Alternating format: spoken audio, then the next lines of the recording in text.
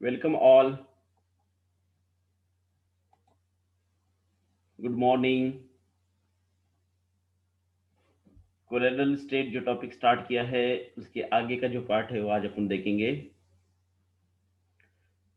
Coagulation. Coagulation यानी कि it is the phenomenon of precipitation of colloidal particles due to aggregation. It is the phenomenon of precipitation of colloidal particles due to aggregation. जैसा practicals वगैरह करते हैं, ठीक है, कोई टेस्ट लेते हैं तो क्या हो जाता है, वो टेस्ट में अपन कोई ऐड करने के बाद में सब्सटेंस पीपीटी आती है ना, प्रिसिपिटेट आता है। तो कोएगुलेशन यानी कि क्या रहता है फिर, it is the phenomenon of precipitation of colloidal particles due to aggregation or the process of conversion of colloidal solution into precipitate. The process of conversion of colloidal solution into precipitate by the removal of the charge on colloidal particle is known as coagulation.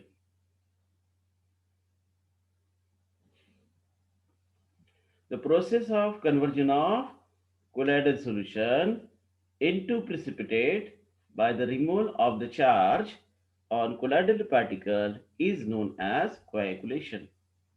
ठीक है, ये उसकी second definition है कि एक process है जिसमें colloidal solution जो रहता है it is converted into precipitate. तो कैसे, तो by the removal of charge on colloidal particles. We know that कि कोलोइडल जो पार्टिकल्स रहते हैं उनको पॉजिटिव या फिर नेगेटिव चार्ज रहता है, तो उस पे का अगर आप चार्ज रिमूव करेंगे तो उनका कोएगुलेशन होता है। Okay, we have to see this rule, Hardy Schulze rule. ये रूल क्या कहता है, the ion of electrolyte having opposite charge to that of colloidal particle is responsible for coagulation. देखो रूल क्या कहता है, the ion of the electrolyte having opposite charge to that of colloidal particle is responsible for coagulation. देखिए opposite charge के जो electrolyte है वो क्या रहेंगे, कोएगुलेशन होने के लिए रिस्पॉन्सिबल रहेंगे। यानी कि कंसिडर करो कि कोलोइडल जो पार्टिकल है उसको चार्ज अगर पॉजिटिव है तो उसका कोएगुलेशन होने के लिए, उसका प्रिसिपिटेट होने के लिए कौन रिस्पॉन्सिबल रहेगा, नेगेटिव आयन रिस्पॉन्सिबल रहेंगे। या अगर positive negative charge colloidal particle है तो उनका कोएगुलेशन होने के लिए पॉजिटिव इलेक्ट्रोलाइट रिस्पॉन्सिबल रहेंगे, पॉजिटिव आयंस रिस्पॉन्सिबल रहेंगे। रूल वही कहता है, दिस हार्डी साइंटिस्ट का नाम है एंड दिस सुल्जी, सुल्स ये भी क्या है, साइंटिस्ट का नाम है, हार्डी एंड सुल्जी। तो the ion of electrolyte having opposite charge to that of colloidal particle is responsible for coagulation. Actually according to this rule, ये रूल क्या कहता है, higher is the valency of an active ion, greater will be its power of coagulate colloidal solution। जितनी valency ज्यादा रहेंगी active ion की उतनी उसकी कोएगुलेटिंग पावर ज्यादा रहेंगी। ठीक है, higher is the valency of an active ion, greater will be its power to coagulate colloidal solution. Understand, rule समझ में आया क्या। एक तो क्या कहता है, the ion of electrolyte having opposite charge to that of colloidal particle is responsible for coagulation।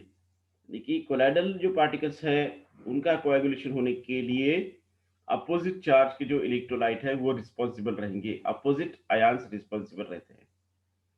और secondly, higher is the valency of active ion, greater will be it's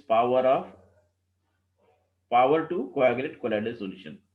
जितनी वैलेंसी ज्यादा रहेंगी एक्टिव आयन की उतनी उसकी coagulating power ज्यादा रहती है। to coagulate colloidal solution. For example, या इसका फिर एक्सप्लेनेशन देखेंगे, ठीक है।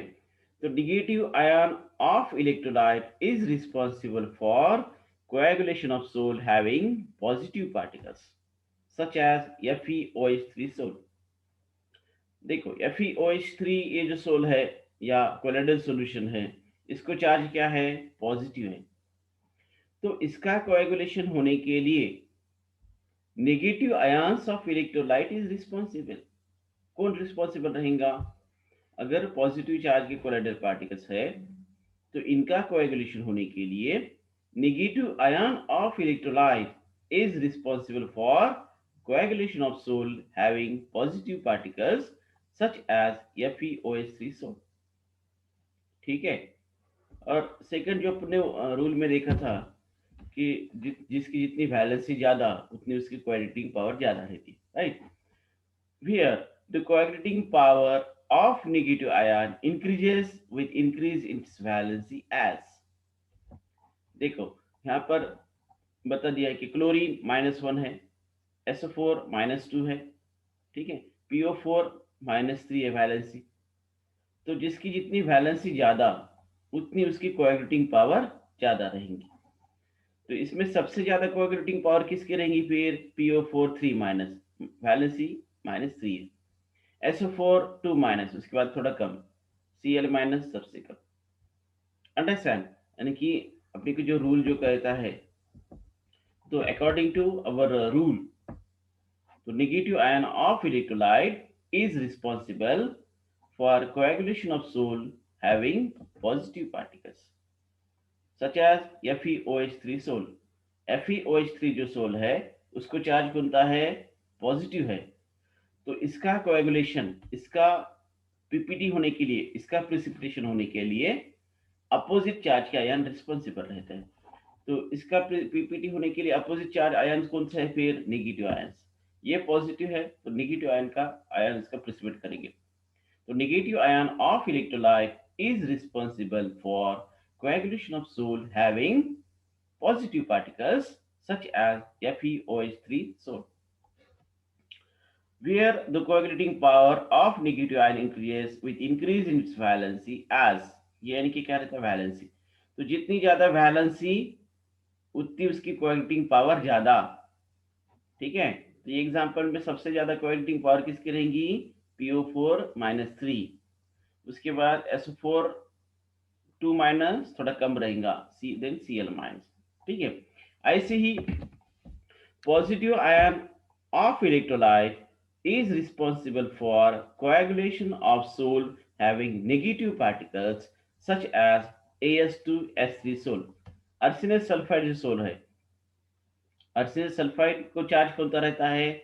नेगेटिव, है ना। Arsenious sulphide is nothing but a colloidal particle है, उसको चार्ज रहता है नेगेटिव।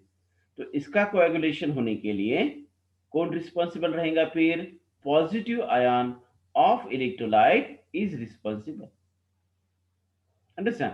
तो positive ion of electrolyte is responsible for coagulation of salt having negative particles such as As2S3 salt. तो ये जो As2S3 salt है, कोलोइडल सॉल्यूशन है, इसका कोएगुलेशन होने के लिए पॉजिटिव आयन जो रहेंगे इलेक्ट्रोलाइट के, वो रिस्पॉन्सिबल रहेंगे। और where the coagulating power of positive ion increases with increase in valency as, तो इसके पहले भी जैसा आपने कहा कि जिसकी वैलेंसी ज्यादा उसकी कोएगुलेटिंग पावर ज्यादा रहेंगी। हाँ, तो देखो अब Na+, एक ही प्लस है सोडियम प्लस में, Mg मैग्नीशियम 2+ है, Al+3 है, Sn+4 है। तो अभी ये एग्जांपल में सबसे ज्यादा वैलेंसी किसकी है? उसकी कोएगुलेटिंग पावर ज्यादा, यानी कि Sn+4, इसकी वैलेंसी +4, तो इसकी कोएगुलेटिंग पावर ज्यादा रहेंगी। तो सबसे कम कोएगुलेटिंग पावर किसकी रहेंगी? जिसकी वैलेंसी कम, सोडियम Na+। तो Na+ is having less coagulating power, है ना, इसकी कोएगुलेटिंग पावर कम रहेंगी। तो ये कोएगुलेटिंग पावर कैसे बढ़ेंगी? फिर Na+, Mg2+ ज्यादा, Al3+ उससे ज्यादा, Sn+4 उससे ज्यादा। ठीक है, अंडरस्टैंड दिस रूल। ओके, ना कि रूल एकदम आसान है। हार्डी और सुल्जी ये साइंटिस्ट के नाम है, और इन्होंने दोनों ने मिलकर एक रूल दिया है। तो that's why they can give their own name to this rule. और रूल तो बहुत ही आसान है। The ion of electrolyte having opposite charge to that of colloidal particle is responsible for coagulation. है ना, कोएगुलेशन होने के लिए कौन रिस्पॉन्सिबल रहेगा? क्योंकि कोलाइडल जो पार्टिकल्स रहते हैं सबको एक तो पॉजिटिव चार्ज रहेगा, या फिर सभी को नेगेटिव चार्ज रहेगा। जैसा फॉर एग्जांपल अगर मैं कहता हूँ कि अर्सेनस सल्फाइड, ठीक है, तो अर्सेनस सल्फाइड जो रहेगा सभी को क्या चार्ज रहता है? निगेटिव, निगेटिव कोलाइडल पार्टिकल से। अगर मैं कहता हूँ कि FeOH3, तो FeOH3 जो रहेंगे सबको क्या चार्ज रहता है? पॉजिटिव चार्ज रहता है। तो the ion of electrolyte having opposite charge to that of colloidal particle is responsible for coagulation. और इसमें ही क्या है, क्या कहता है ये rule? Higher is the valency of an active ion, greater will be its power to coagulate colloidal solution. जितनी वैलेंसी ज्यादा, उतना उसकी कोएगुलेटिंग पावर भी ज्यादा रहती है। ठीक है,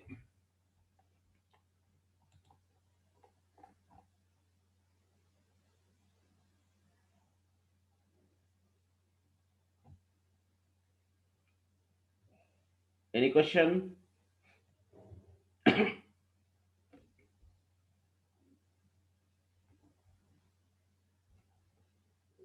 ओके, इसके बाद अपन देखेंगे स्टेबिलिटी ऑफ कोलाइड्स। तो colloidal solutions are stable. Colloidal जो सॉल्यूशन रहते हैं ना, स्टेबल रहते हैं। This is due to the fact that they are electrically charge. क्यों रहते हैं कोलाइडल सॉल्यूशन स्टेबल? तो क्योंकि इनको इलेक्ट्रिक चार्ज रहता है। जैसे अपने अर्सेनस सल्फाइड का है, कौन सा चार्ज रहता है? इनको निगेटिव चार्ज रहता है। या फेरिक हाइड्रोक्साइड कहा, फेरिक हाइड्रोक्साइड सोल, इसको कौन सा चार्ज रहता है? पॉजिटिव चार्ज रहता है। तो colloidal solutions are stable, this is due to the fact that they are electrically charged. Colloidal particles carry either positive और नेगेटिव चार्ज। कोलाइडल पार्टिकल्स को एक तो सभी को पॉजिटिव चार्ज रहता है, या फिर सभी को नेगेटिव चार्ज रहता है। Since all the colloidal particles have identical charge, they repel each other and do not precipitate easily under the effect of gravity. देखो सभी जो colloidal particle, for example I can consider arsenious sulphide. तो arsenious sulphide जो है, सभी अर्सेनस sulphide को कौन सा चार्ज रहेगा? नेगेटिव रहेगा। या फेरिक हाइड्रोक्साइड कहता हूं मैं, FeOH3, तो सभी को कौन सा चार्ज रहेगा? पॉजिटिव चार्ज रहेगा। तो since all the colloidal particles have identical charge, तो they repel each other. Same charges में क्या होता है? रिपल्शन होता है। अगर सभी को पॉजिटिव चार्ज है तो क्या होने वाला है? Positive positive repulsion. या सभी के नेगेटिव चार्ज है तो सभी colloidal particles are having negative charge, negative negative में भी क्या होता है? रिपल्शन होता है। So since all the colloidal particles have identical charge, they repel each other and do not precipitate easily under the effect of gravity. इसलिए उनका PPT होता नहीं है ना। अगर सेम चार्ज रहा तो प्रिसिपिटेट होने वाला है क्या? नहीं। तो electric charge carried by colloidal particles of various substances are, ठीक है। तो electric charge carried by the electric charge carried by colloidal particles of various substances are, देख फॉर एग्जाम्पल, अब ये एग्जाम्पल्स बहुत से तो आपको पता है। हीमोग्लोबिन, ठीक है, वी नो दैट हीमोग्लोबिन पता है, ब्लड में रहता है haemoglobin. Okay, the colloidal particle of ferric trihydroxide, ferric hydroxide FeOH3, या क्रोमियम हाइड्रोक्साइड CrOH3, या aluminium hydroxide AlOH3 etcetera are positive charge. इनको चार्ज कौन सा रहता है? पॉजिटिव चार्ज रहता है। Then clay, metallic particles like those of gold, silver, platinum, sulfides of copper, lead Pb, As, Sb, and Cd cadmium. Then gum solution, star solution, etc. are negative charged. ठीक है.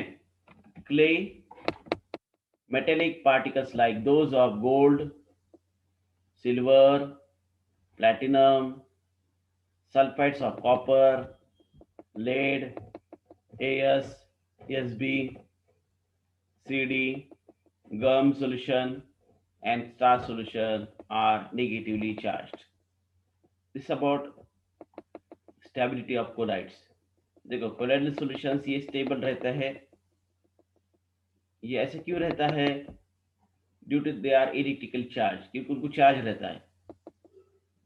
ठीक है. यानी कि आपने अगर गम सॉल्यूशन भी लिया या स्टार सॉल्यूशन भी लिया तो उसको चार्ज कौन सा रहेगा? निगेटिव चार्ज रहेगा. आर्सेनिक सल्फाइड निगेटिव चार्ज रहता है. ठीक है. तो colloidal particles carry either positive और नेगेटिव चार्ज, क्योंकि कोलाइडल पार्टिकल्स को सबको सरी का चार्ज रहता है. अगर आप एक कोई कंसिडर कर रहे हैं, आप अगर गम सॉल्यूशन कंसिडर कर रहे हैं तो सबको नेगेटिव चार्ज ही रहेगा. अगर आप फेरिक हाइड्रोक्साइड कंसिडर कर रहे हैं तो सभी को पॉजिटिव चार्ज रहेगा.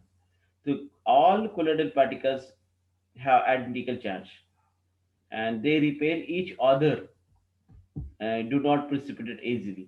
इसलिए उनका पीपीटी में कन्वर्जन नहीं होता है under the effect of gravity.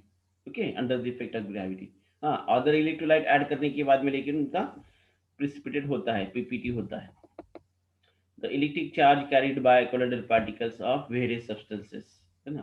तो अलग अलग जो सब्सटेंसेस इनका बता दिया है. For example hemoglobin, colloidal particles of FeOH3, CrOH3, AlOH3, they are having positive charge, while clay, metallic particles like those of gold, silver, platinum, sulfides of copper, lead, As, Sb, and Cd, cadmium, gum, star solution, etc. are negatively charged.